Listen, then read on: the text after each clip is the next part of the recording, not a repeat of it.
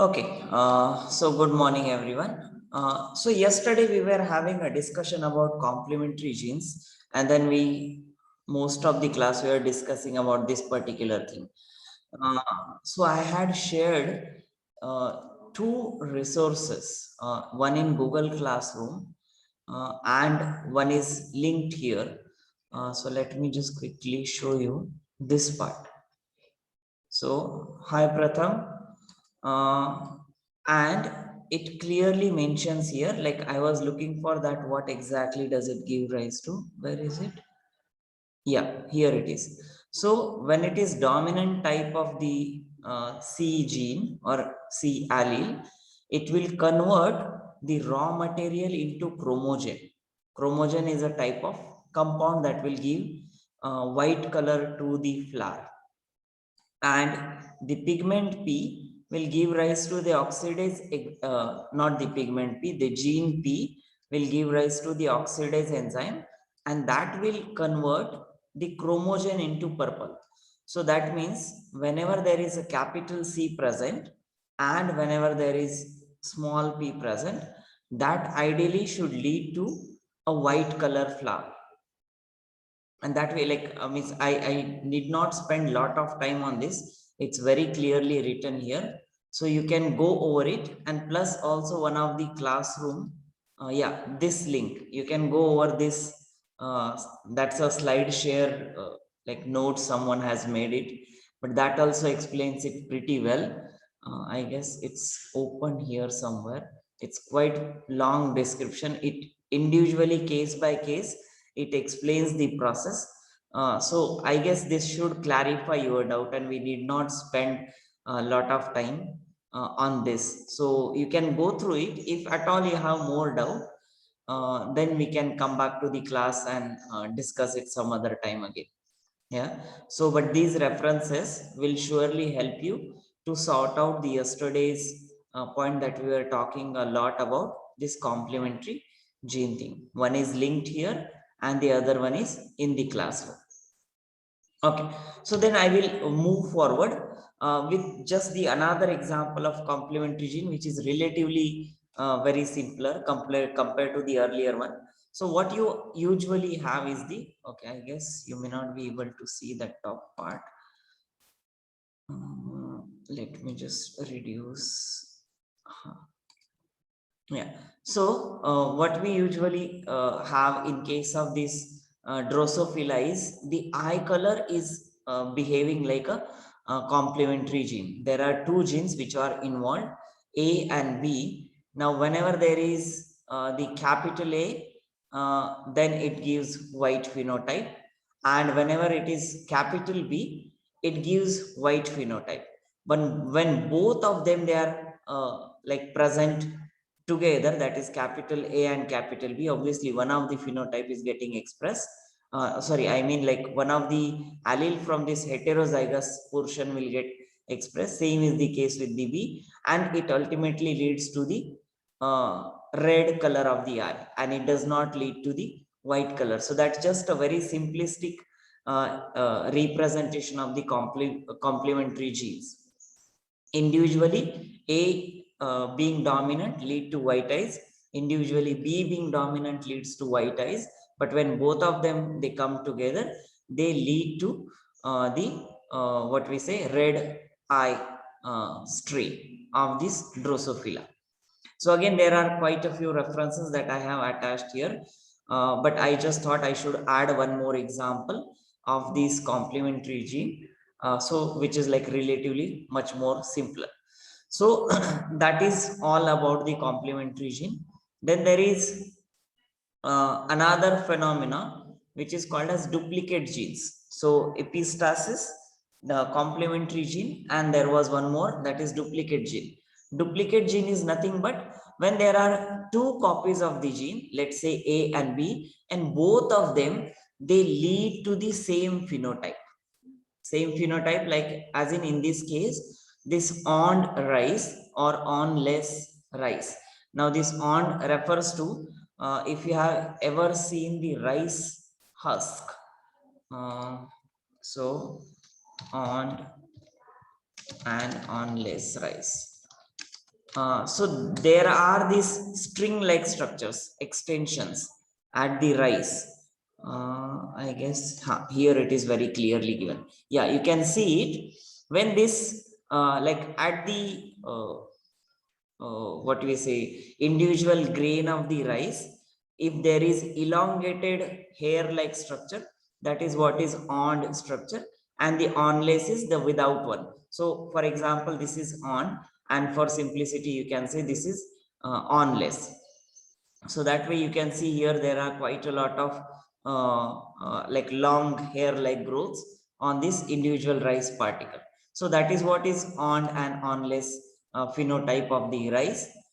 Now A individually will lead to on rice, B again individually will lead to on rice phenotype, but and the what we say the recessive alleles of individually A as well as individual B will lead to the onless phenotype. So only and only case where both are homozygous recessive, in that case only the rice will be onless, otherwise it will always be on. For example, this one, even though A is recessive, homozygous recessive, but there is B which is heterozygous, and it is one of the gene is dominant of the capital B, and that's why it will still produce this on rice phenotype. Or in other case, for example, this one, both B, they are homozygous recessive, but there is one capital A that is heterozygous dominant.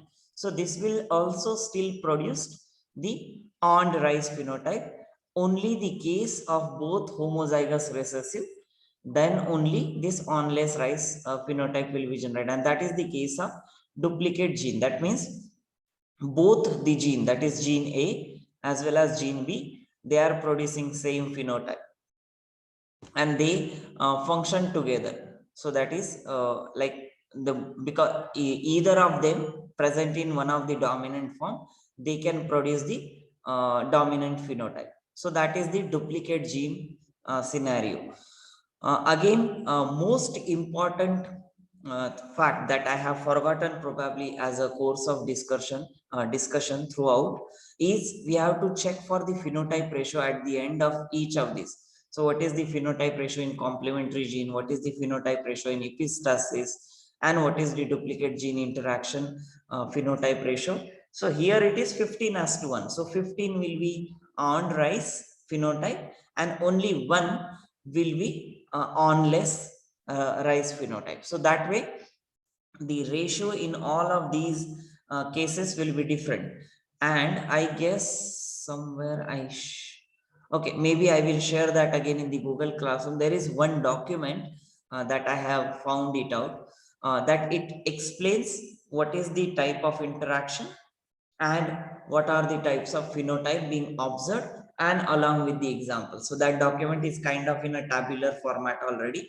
So for a revision, it will be a very good way to revise it through that using that document. So I will just check it. It is either of these references, but yeah, I will not go there as of now. I will just share it after the class. So that is the duplicate gene. Okay, any question here? Anyone?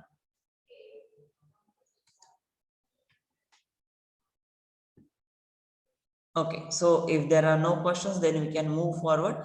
So the next topic of these multiple allele interaction is your polygenic inheritance, or what is also called as quantitative inheritance. Quantitative because it can be measured, and depending on how many number of genes are present, the phenotype varies. So we will see this particular with respect to again different example, especially the skin color and the height within the individuals. So these polygenes, these are two or more different pairs of non-allelic gene. Complementary gene was two copies of non-allelic. Here polygenes are more than two copies of the non-allelic genes. And they are again present on the different loci, which influence a single phenotypic character. Same like complementary gene, but just there are more than two genes. and they have additive or cumulative effect. There the effect was depending on what the molecular pathway is followed in the complementary gene, but here it is always additive or cumulative effect with respect to the polygenic inheritance. And that's why these polygenes, they are also called as cumulative genes, because they add the effects of individual genes to each other. Now, a single phenotypic character is governed more than by one pair of the genes, and that is called as polygenic character. So the character which is governed by more than one pair of gene. So these are just simpler definitions. Genes are polygenes. The character which is governed by these polygenes, they are called as polygenic character. That is ultimately the phenotype. And it will obviously show continuous variation because there are more than more than two genes which are involved, and the inheritance of such gene is called as polygenic inheritance. These are just for your definition purpose. Now, there was this guy called Galton. After Mendel's study, he predicted that in the human beings, the characters, for example, like height, mental capabilities, and skin color, they are heritable and they show continuous range of variation. According to Mendel, there would not be any variation. There will be simply two phenotypes. But then Galton, he predicted that there will be quite a lot of variety of these phenotypes, especially with respect to height, mental capabilities, and skin color throughout the population. And such cumulative inheritance of character is seen also in the plant height, the yield of crops, or different parameters like size and shape and number of seeds and the fruits per plant and the milk yield in animals and so on. So there are several such characters or phenotypes which are being governed by these polygenes in various species. And that is what Galton had predicted back in 1883. Now, in cumulative or polygenic inheritance, each gene has a certain amount of effect. Now that means if there are two genes, there will be certain effect. If there are three genes, it will be little more effect. If there are four genes, it will be even little more effect. So that way they have, and so more the number of genes, greater is the expression of the character. Again, the spelling. So greater the expression of the character. So if there, like I said, if there are less number of genes, the expression will be relatively less. If there are quite a few number of genes, the expression will be that stronger. So, and therefore, this can be quantified, right? The amount of expression in the phenotype is directly proportional to the number of genes which are present within the that particular individual organism, and that's why they are also called as quantitative inheritance, or it is also called as multiple factor inheritance.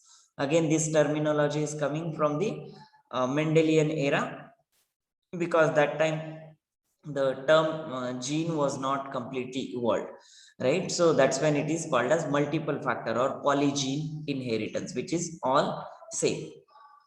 Now the example, the skin color in human, right?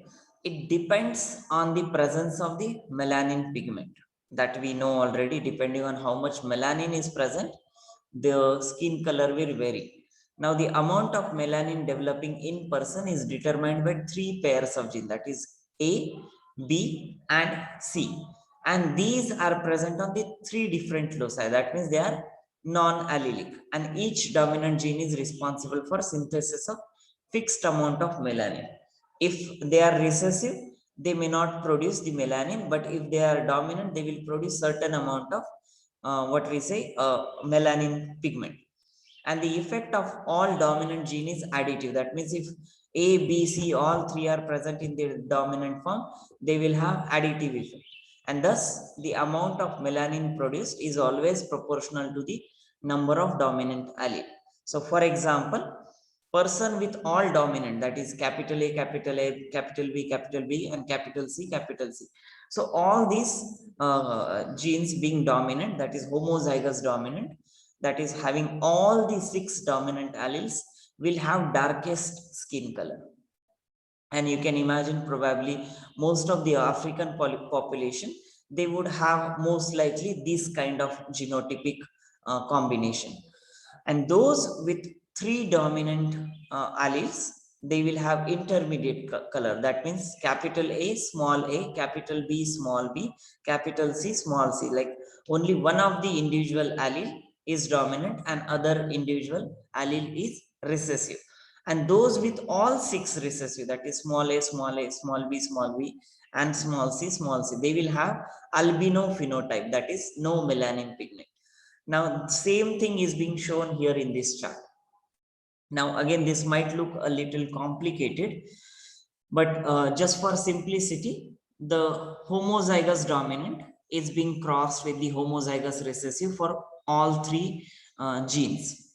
That is all capital crossed with all small. And the individuals that we get in the F1 generation is the heterozygous for all the allele. That is capital A, small a, capital B, small b, capital C, small c. And this particular individual has the intermediate skin color, right? Intermediate as in, like if you look at this particular curve, you can see on this side, that is your right hand side, there is completely dark phenotype, right? And as and when you go towards your left, that is completely albino phenotype. So this intermediate phenotype is this one at the center on the top.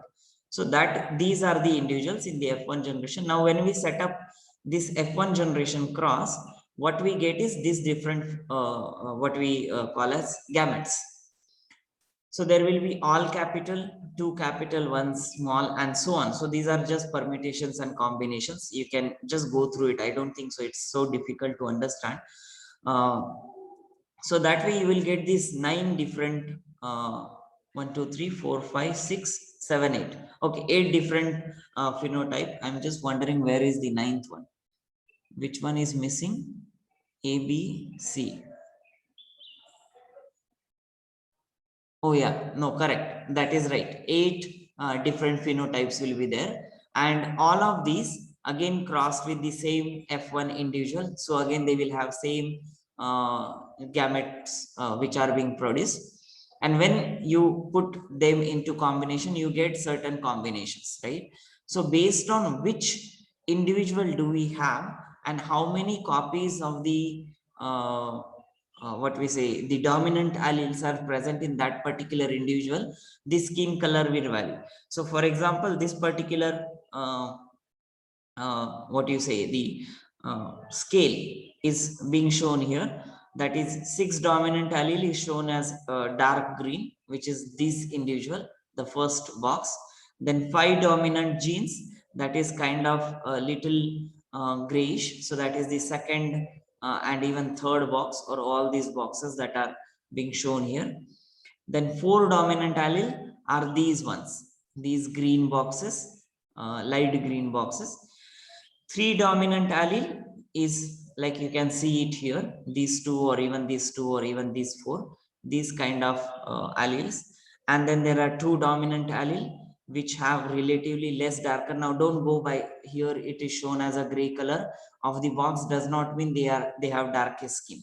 Yeah, it's just the different like demarcation that they have used for color coding these boxes, but that is not ideally the skin color. You can look at probably these dots, that will give you an idea how much darker the skin will be of that particular individual. And if you look at the last one, that is all recessive and there are no dominant alleles at all, they will produce all of them like they will not produce any melanin pigment. So ultimately it will be completely white or albino phenotype. And if you look at the phenotypic ratio of these, there will be one of the complete black. We do not use this terminology anymore, negro. It is an offensive terminology. So we always say black. So that's when, even if you like hear these words, you will never hear them negro. Negro is like officially banned terminology. Like to the best of my knowledge, we don't use it. If we call someone negro, that is an offensive and legally offensive thing. So, so this is the phenotype that you get, and these three dominant gene, that is the intermediate phenotype, and that has the maximum number of individuals. So the total individuals that you get is actually 1, 2, 3, 4, 5, 6, 7, 8. 8 is a 64 total. So you will get these many individuals divided into like uniform distribution, and that's why you get this bell-shaped curve. So albino you have 1, then these next one you have 6 out of 64, then 16 out of 64, and 20 out of 64, and in same manner it goes towards the darker side. So based on what is the possibility of the genotype that you are receiving from your parents, the phenotype will be varying based on how many dominant alleles are present for the skin color. Okay, any question here, anyone? I hope this is relatively simpler compared to that complementary gene phenomena. Though here it looks more complicated, but that way you can still figure out in an easier way. Okay, so the graphic representation of this frequency distribution for the skin color is depicted as the histogram. You know, probably this is called as histogram because there are these bars being shown and that is being shown. And now this is like not literally scaled like in the sense of this part. This is surely the scaled one, but like you might wonder why there are gaps here. So that is not like literally how a typical histogram looks like, but this is more or less something on the same note. So that is the histogram. Now, from the histogram of the skin color, it can be concluded that in the polygenic inheritance, the extreme phenotypes are rare. That is, even if you look, that is total albino or total dark. That is the darkest skin color. It is one of the very rare phenotype. And that is only possible when both the parents, they have a single copy of the dominant allele, and only those dominant copies are being passed down to the what we say to the offspring or to the individual child being born. So that way, that is a rare possibility. You can imagine now these are non-allelic. That means they are located at different places. So the chances of having all three from both the parents in their gametes to the next offspring is a rare chance. And that is why these are extreme phenotypes. That is same is the case here also. Again, all three being recessive, being passed down to the individual offspring, the chance is rare because they are located at different position. So that way, these albino phenotype as well as the extreme black phenotype, these two are rare phenotypes. The intermediate ones are the most frequent. This intermediate one, that is 3 copies of the dominant allele, is the most frequent one, and these 3 copies of the dominant can be any 3 copies. It can be 2 dominant of A and 1 dominant of B, or 1 dominant of C, or any of the other 2 copies of the dominant, or individually 1 dominant. That is like several possible combinations there. So that way, this is the maximum in the intermediate one, and the expression level of the phenotype is dependent on the number of contributing alleles, and hence it is more quantitative. So here what it is saying is, if there is one gene, then there is a little dark or little colored phenotype. 2 alleles, then it is little more. 3 alleles, then it is more with respect to the skin color, and then it goes on like this. So that way it is very quantitative, and which is directly proportional to the number of alleles that are being present in that particular individual. Okay, so I assume this is relatively simple. Again, the same is the case with the height. Now, I haven't shown this particular type of chart for the height because it will again get complicated. But just to show you simplistically, Similar type of bell curve is observed here in this histogram. There are just a little variation in that bell curve. So if you see, there is a decrease in the number of this particular phenotype. And this is because of there are more than, I guess, uh, I guess what I read was more than 10 genes which are involved. In one of the document, it was saying more than 400 genes, which is highly impossible. I doubt that it is possible for one particular phenotype to be regulated by so many. But surely there are quite a few, like almost around 8 to 10 genes which are regulating the height. And that is why you see a different type of bell curve. And that is why these variations they occur.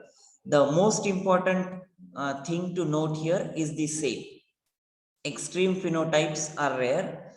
The intermediate phenotype is most common, and the number of genes they dictate the like the phenotype directly. That is, number of alleles present is directly proportional to the phenotypic expression. So that is what I want to show by this diagram. If you want to read more on this, again there is a reference attached, but this is good enough understanding for us for the time being.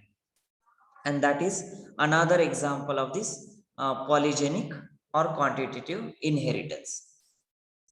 Again, any question here in this part? Oh, yeah. One thing I forgot to mention is there is a very interesting TED talk. I forgot the name of the lady, but yeah, if you can click on this, you will get there. She talks about like the how the skin color and the how are the phenotypes and so on. So you just go through this. Then there is one more very interesting article. This is a Nature publication, that how the polygenic inheritance leads to some of the very common diseases that we see around.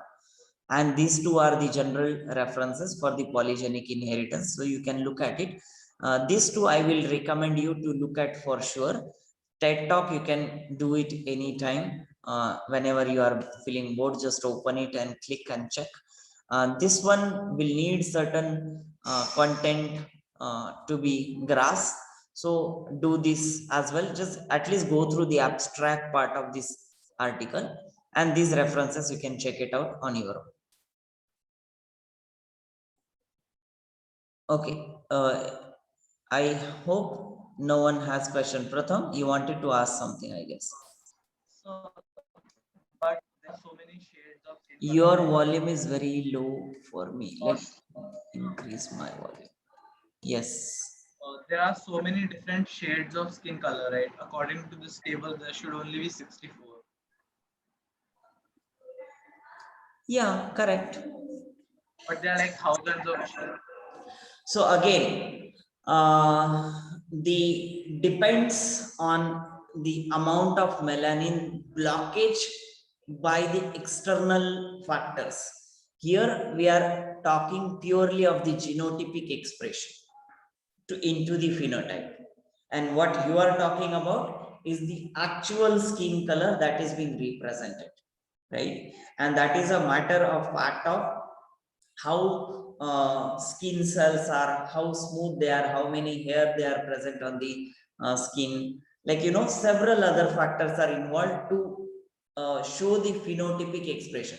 But that is majorly these 64 phenotypes that is dictating the ultimate skin color. And in addition, the variation is caused by several other external factors. External as in they are internal to us, but external to these genotypic alleles. Like some people, they have very thin skin. Then even if they have, like let's say this intermediate phenotype, but their skin will appear more fair, like on this side. But that does not mean they have fair skin. Genotypically, they will still have this particular expression pattern.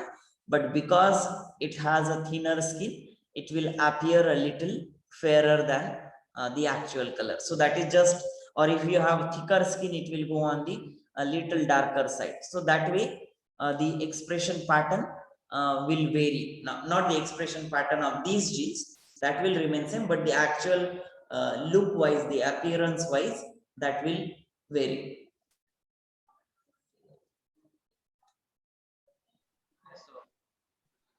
Okay, so then we will move forward with respect to, I guess this is the last part of that multiple gene interaction. But pleiotropism is kind of opposite here. So what we had seen was many genes representing one character, right? Pleiotropism is exactly opposite. One gene, but representing more than one character, right? I hope you understand the difference. So whatever we had seen in terms of non-Mendelian behavior, there were either two or more genes which were directing either one phenotype like skin color or only height. So there were only one phenotype and there were many genes which were involved in expressing that phenotype. In case of pleiotropism, the multiple effects of the gene in which a single pair of gene influence more than one character. That means one allele, that is one from father, one from mother, that is one pair of allele, will influence more than one character. So just as a random example and a hypothetical one, gene A will also code for skin color. Same gene A will also code for height, or same gene A will also code for hair color. Same gene A will also code for eye color. So again, like a hypothetical example, but one gene involved in many phenotypical expression or many characters at same time, and that is called as pleiotropism. And the genes which are involved, they are called as pleiotropic genes. That is only an allelic pair. So these genes, they will produce more than one phenotypic effects which are totally unrelated. Like I just gave you an example, like hypothetical one, but still those ones, they are very unrelated ones. And Mendel had proposed this law of unit character, which means each character is controlled by one gene. But like that way, again, this becomes an exception. One gene, one character. That was the Mendel's idea. But here, one gene, many character. That is the pleiotropism. A pleiotropic gene, along with controlling the manifestation of its phenotypic trait, also influences some other related or unrelated character. So while it is controlling the that genotypic expression or for that particular phenotype, in a way, it also influences the other traits because it is getting involved in that particular expression. So the pleiotropic effect is produced by the gene owing to a cascade of reaction. So I guess this was the same we had looked at in the complementary gene. Like one gene is rather both of these non-allelic genes in complementary gene pair or complementary gene interaction, they were involved in one cascade pathway. Similarly, here also, this pleiotropic gene, it's like owing to the cascade of reactions during say some metabolic pathway, and then which are influenced from the original gene product. Obviously, the original gene will express itself, and then that is going to give rise to certain reactions or cascade of reactions within particular cell, and then it will contribute to different phenotypic effect. If that gene is not being produced, so this is not only the effect of this particular gene, of course, it is the effect of the cascade of reaction that is present in that cell, but ultimately it is happening because of the gene expression. So that is when it will show a different phenotypic effect. So in this case, the example, there are quite a few example. This phenylketonuria example, this has actually been removed from your syllabus. So this won't be part of your syllabus. I guess there were quite a few questions otherwise in the board exam. But for this year's syllabus, this is removed. But I kept it because this was a very good example of pleiotropism. They have kept pleiotropism as a part of your syllabus, but only example was removed. I don't know what was the purpose, but yeah, that is the case. So in phenylketonuria, it is the autosomal recessive character. So I hope you remember what are these autosomal recessive phenotypes, and that is controlled by the mutant gene present on the 12th chromosome. So there is a gene which is responsible for creating a normal phenotype, but when it is mutated, it will lead to phenylketonuria. That is more secretion of phenylketone compound within the urine. So that is the phenylketonuria. Now the mutant gene, it fails to code for the enzyme because it is mutated. It will not allow the formation of this enzyme, what is called as phenylalanine hydroxylase, that is known as PAH. And that particular pH is required for the metabolism of amino acid from phenylalanine to tyrosine. That is a proper metabolic pathway of protein breakdown. So once proteins are broken down, they will individually separate into your amino acids, and this phenylalanine gets converted sometimes into tyrosine. Again, that tyrosine is required for various other function, but that conversion is regulated by phenylalanine hydroxylase, and that is controlled by a gene on 12th chromosome. And when that gene is mutated, PAH is not formed. Ultimately this conversion does not happen, and there is accumulation of the phenylalanine. So phenylalanine does not get converted into tyrosine, so that means it stays as it is, and it leads to the accumulation of phenylalanine into different body fluids, for example blood, sweat, and CSF. And then the appearance of the abnormal breakdown product of the phenylketone in the urine.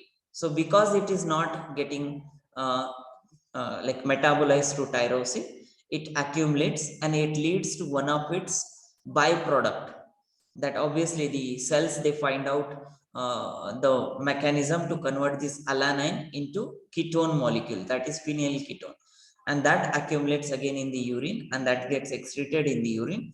And this accumulated phenylalanine as well as the breakdown product, they cause severe brain damage, because ultimately they changes lot of metabolic pathways within a particular cell. The protein formation is damaged in that particular cell. So you can imagine there will be lot of damage specifically in the brain cells, because this is accumulating in various like body fluids. Majorly it shows effect here because in the blood it gets kind of still diluted. In the sweat also there will be no effect as such. Blood vessels, it doesn't have much effect, though obviously the blood pressure and these kind of issues will arise for sure. But in CSF, because of the accumulation in the CSF, it shows severe brain damage, and it ultimately leads to the mental retardation. That is, brain cells, they become dead over the time, and it leads to the mental retardation.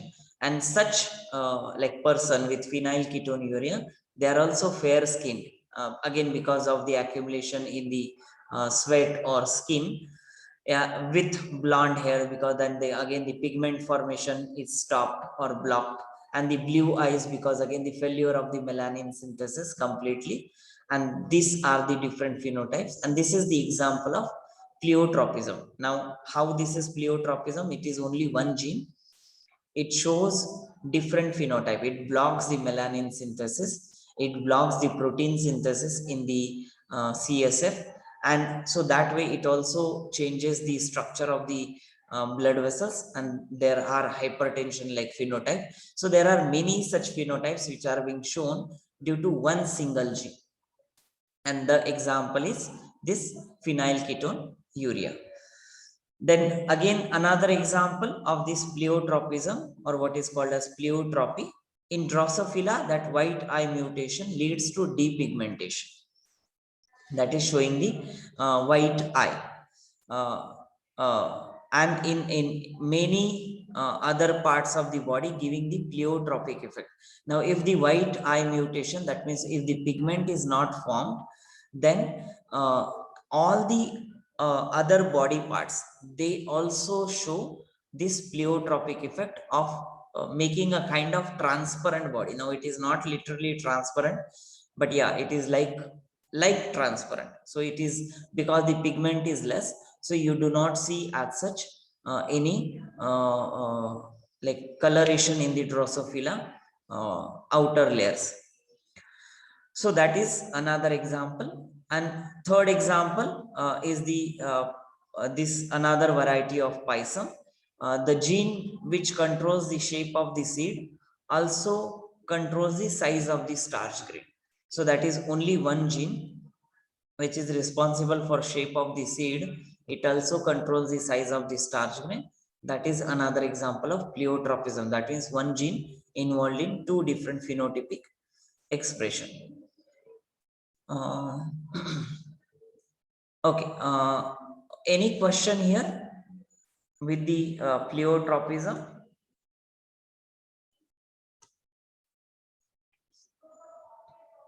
Okay, so I assume this is also like understood well, and it is relatively easy for sure to understand. So the next one is this qualitative inheritance. What we saw in polygenic was quantitative inheritance, because there it was like the number of alleles, they were directly proportional to the uh, type or amount of expression of the phenotype. This is qualitative inheritance. That means now these are very classical Mendelian traits which have two contrasting expressions controlled by a single pair of genes, right?